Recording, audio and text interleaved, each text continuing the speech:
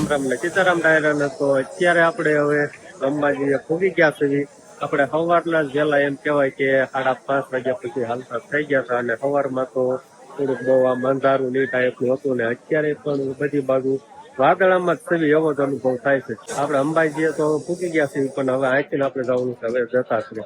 તો ઘડીક હવે તો પગથિયાં ચડીને થોડાક થાકી સેવી, એટલે પેલા તો સવારમાં કાંઈ એવો નાસ્તો બાસ્તો કર્યો નતો, ખાલી ચા પાણી ને એવું બધું પીધું હતું. અને અત્યારે હવે અહીંયા અંબાજીએ નાસ્તો કરવાનો પ્લાન છે, એટલે રાજુ મામાની નાસ્તાનું જોવા ગયા છે કે ભાઈ આપણે નાસ્તામાં શું કરવું. તો આપણે એમ કહેવાય બધા ભાઈઓને મામાને અને થોડીક એનર્જી ખોટી ગઈ હતી, એટલે હવે થોડુંક નાસ્તો કરવાનો. નાસ્તામાં આ શું લઈ આવ્યા?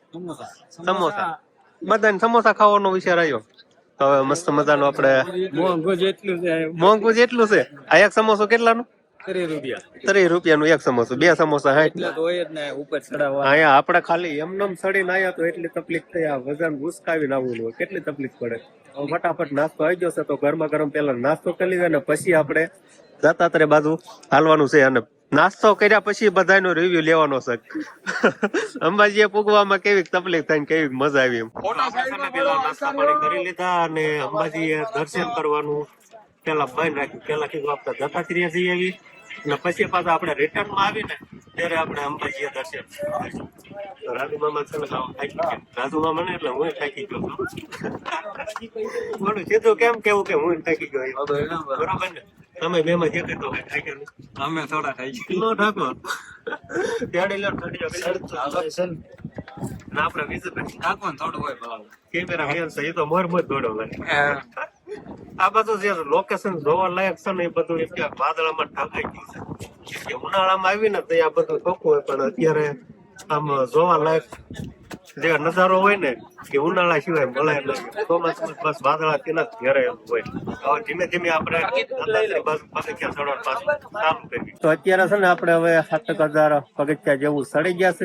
હવે દત્તાત્રેય થી બસ થોડાક જાગા છે, એમ કહેવાય કે 3,000 જેવા જાગા હસ્યું પછી દત્તાત્રેય પૂછ્યું. પણ હજી ઘડીક તડકો નીકળશે, પણ વાદળા તો કઈ આકાશ જાતા નથી. ઘડીક વિરામ લઈ થોડું ખાવી, થોડું પગ પગને આમ કાકડો હલવો થઈ જાય, પાણી બાણી પીને પછી પાછા હાલતા થઈ જાય.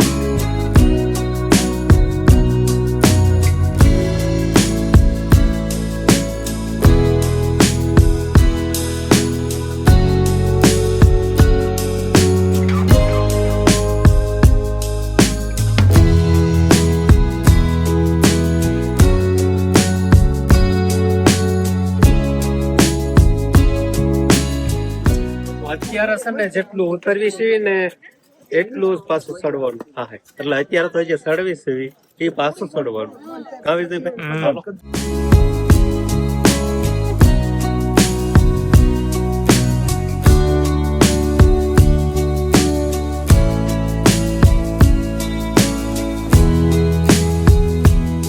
હવે છે ને દત્તાત્રેય ઉગવામાં આવે એટલે કેટલાક પગથિયા જેવું બાકી છે, પણ થોડું ટ્રાફિક છે ને એટલે એમાં ટ્રાફિકમાં આવી જાય. દર્શન કરવામાં જેવો અંદાજ 7 કલાક 1 કલાક જેવું થઈ જાય. ફાઇનલી એમ કહેવાય કે સવારના આપણે વહેલા 5 વાગ્યાના હાલતા થતા અત્યારે છે ને કેટલા વાગવા આવ્યા? 11:30 થવા આવ્યા છે. ત્યારે ઠેઠ આપણે ગુરુ દત્તાત્રેય પૂગવા આવ્યા છે. હવે તો સડીને થાકી ગયા છે, થોડું થાકે લાગે છે, પણ ટ્રાફિક કઈ એવડે છે. પણ હવે નજીક આવી ગયા છે ને એટલે આમ થોડોક આનંદમાં આવી ગયા છે. અંદર તો શૂટિંગ કરવાનું અલાઉડ નહીં જ હોય, કેમ કે બાર બોર્ડ ને એવું બધું મારેલું છે. અને બહારથી જેટલું શક્ય હોય એટલું અહીંથી તમને આમ બતાવી દેવી. તો શક્ય હશે તો અંદરનું શૂટ કરશું, પછી દર્શન કરી પછી પાછા મળીએ.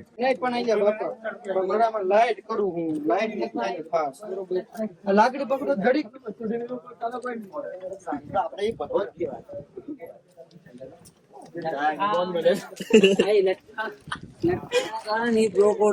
ફાઇનલી આપણે દત્તાત્રેય પૂગી ગયા. હવે દર્શન કરવા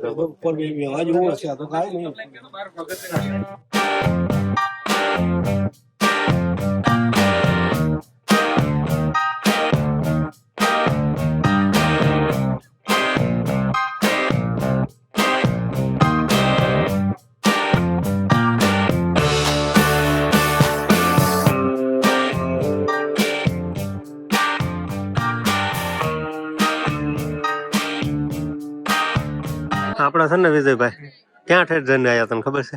દેખાય છે અત્યારે જો થોડોક વરાપ નીકળ્યો છે અને વાદળા પણ જો આગળ વહી ગયા છે ને આમ મેં ઠેર જો ઓલું ઉપલું શિખર દેખાય ને ના ઠેર જઈને આવ્યા. ક્યાં ગુરુ દત્તાત્રેય દર્શન કર્યા ને દર્શન કરવાનો એવો આનંદ આવ્યો ને કે એની વાત જ સૂચનો. હાવ નિરાતે ને કઈ ઘટે ને એ રીતે દર્શન છે એટલે બહુ જ મજા આવી ગઈ. હવે આપણે પરસાદી લેવાઈ ગઈ છે અને હવે મેન વાત રહી છે ઉતરવાની. સડતા તો સડાય તો ગયું છે પણ હવે ઉતરવાનું છે. હવે એવું છે કે આપણે 10,000 પગથિયા ચડ્યા છીએ અને 10,000 પગથિયા ઉતરવાના છે એટલે એમ કહેવાય કે ટોટલ 20,000 પગથિયા આજના ચડ ઉતરમાં થઈ જાય.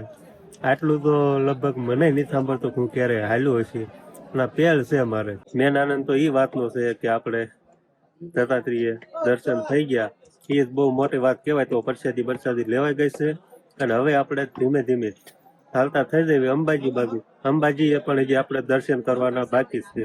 પેલા આપણે અહીંયા દર્શન કરવા આવ્યા હતા ને હવે અંબાજી. હાલો હવે પરસાદી લીધી. મજા આવી ગઈ ને?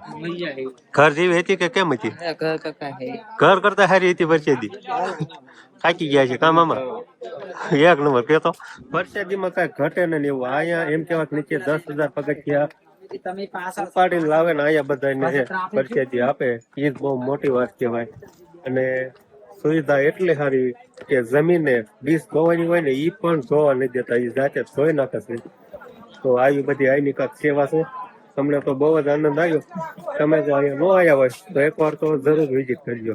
અને હવે આપણે અંબાજી બાજુ આવતા થઈ જાય. અત્યારે આપણે દત્તાત્રેયમાં જેવો નજારો જોઈ રહ્યા છીએ કે વાદળાની આપણેથી નીચે હોય વાદળા, આવો નજારો તો મેં મારી જિંદગીમાં પહેલી વાર જોયો. તમને તો દેખાતો હોય છે ઘડીક વાતાવરણ ચોખ્ખું થઈ જાય, ઘડીક વારમાં કેપુર જેવા વાદળા થઈ જાય દેખાય ને.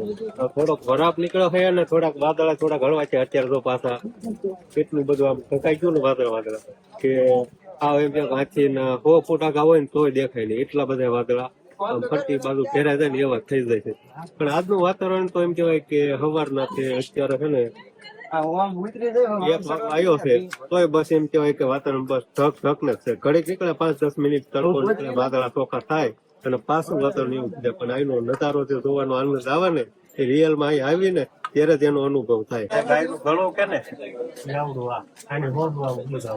તમે સવારે નીકળે જાય ને એ રીતનું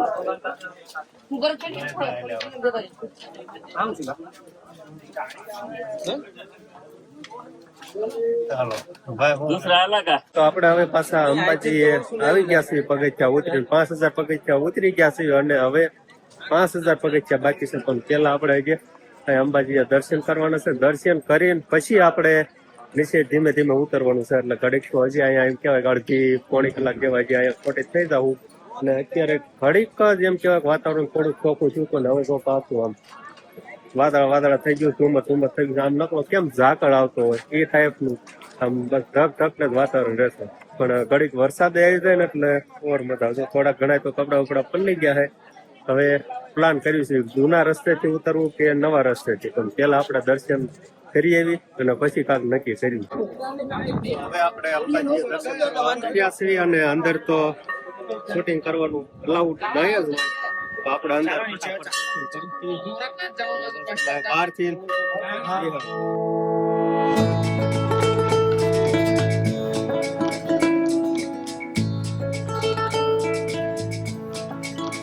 ગિરનાર થી નીચે ઉતરતા વચમાં વરસાદ આવી ગયો એટલે વરસાદમાં નાતા આવી છે. હવે આથી આમ અંદાજ છે કે 2 થી 3,000 જેવા પગથિયા બાકી છે. અને ઠેઠ સુધી આવો નવો નજારો જોતા છે. અને મેં સાટામાં ઉતારવાની એમ થાય કે મજા જ આવી. કેમ કે થાકોડે ન લાગે, ગરમી ધામ કાંઈ ન થાય એટલે મજા જ આવે. ઓછા પોરે ઝડપથી નીચે ઉતરે જાય. તો હવે ફટાફટ આવો મેં સાટા શરૂ છે ને ધીમે ધીમે આપણે ઉતરવાનું ચાલુ જ રાખીએ. તો આપણે એમ કહેવાય કે આજથી જુનાગઢનો જે નજારો આવે છે એની કાંઈ વાત જ અલગ છે. આ બધું તમે જોવો ને આપણું શું કેવું હોય. અને એમાંય વરસાદ આવ્યો એકદમ ક્લીન થઈ ગયું એટલે બહુ પ્લસ દેખાય છે. તો અને સામેનો ડુંગર રહ્યો ને એમાં તો વાદળા કેવી રીતના દેખાય એ રીતે ઠેઠ સુધી અમે ઉપર ચડીને આવીને કામ સુધી એ રીતે અમને વાદળા સ્પર કરતા હતા. અને અત્યારે કેવું આમ તોય રાખો જ દેખાય એટલા બધા વાદળા છે. અને આ બધું તો ઉડન ખટાલા ને એવું બધું હાલે છે. પણ આજથી જોવાનો જે નજારો છે ને એની કાંક વાત જ અલગ. અને આ બાજુ તો મામા કેમ મજા આવે કે નહીં આખી જોવાની? એ વાત હાચી લ્યો. આ જુનાગઢ જેટલી જોવામાં આમ ફરવામાં મજા આવી ને એની વાત જ પૂછોમાં. એ મામાએ થોડીક વધારે તાણ કરી ને એટલે આવવાનો મોકો મળ્યો. કાં વિધા નગર તો હું વિધો બે રહી જાય. તો હવે છે ને આપણે ગિરનાર ની નીચે ઉતરી ગયા છીએ અને આવી ગયા છીએ ભવનાથમાં. ભવનાથમાં આવીને કપડા બપડા બદલાઈ નાખ્યા છે કેમ કે વરસાદના આપણે પલળી ગયા હતા. અને ગિરનાર ઉતર્યા પછી બધાની હાલત તમે એક જોઈ લો. મારે કઈ કેવું નહીં પડે. આ ભાઈની હાલત જોવો, મારી હાલત જોવો. કોકે એમ થાય ધોકે ને ધોકે માર્યા એવી હાલત થઈ ગઈ છે. રાજુ મામાની સમજો, વિજાભાઈની. અત્યારે તમને ખાલી 50 પગથિયા ચડવાનું કીધું હોય તો તમે શું કરો? ચડો કે ન ચડો? 50 પગથિયા ચડવાનું કીધું ચડો કે ન ચડો? જો તો ગિરનાર ચડવીને તો આવું કાંક થાય. અને હવે પેલા તો એવું હતું ભાઈ કાંક બીજે જુનાગઢમાં ફરશું, પણ હવે ફરે ને એવી હાલતમાં નથી. એટલે કે ફૂલ ઠકાઈ ગયા છે એની વાત જ પૂછોમાં. પગે એટલા દુખે છે. અને હવે સીધું આપણે ઘરે જવાનું છે એટલે હવે ઠેલા બેલા જોવા આપણે ગાડીમાં મૂકી દે. પાછલી જો ડેકી બેકી ખોલી છે. અને આજની સફર તો એમ કહેવાય કે થોડુંક આમ પગ ને એવું બધું બહુ દુખે છે, પણ આનંદ બહુ અનેરો આવ્યો. કેમ કે ચોમાસાનું જે વાતાવરણ, ગિરનાર સડતા જે વાતાવરણ જોવા મળે છે ને એ વાતાવરણ તમને કાંક આનંદ જ આવ અલગ હોય. તો હવે સીધા આપણે ઘરે જશું. અને હવે બહુ ઠકાઈ ગયું છે એટલે હવે આ સાથે જ આજનો વ્લોગ આપણે અહીંયા પૂરો કરશું. તો ફરી પાછા મળશું આપણે નવા વ્લોગ સાથે. તો બાય બાય.